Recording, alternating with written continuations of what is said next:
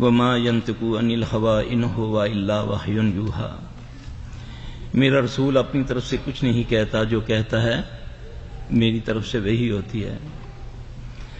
رسول اللہ صلی اللہ علیہ وسلم رحمت العالمین ہیں، اس کی امتوں کی سردار ہے، کیونکہ آپ صلی اللہ علیہ وسلم انبیاء کے سردار ہیں۔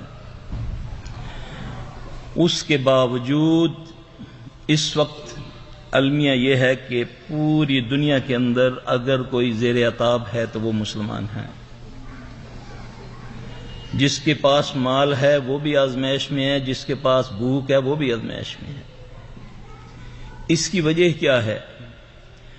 رسول اللہ صلی اللہ علیہ وسلم نے حضرت عمر رضی اللہ تعالیٰ عنہ ایک موقع پر تورات کے چند اوارق پڑھ رہے تھے، تو اللہ کے نبی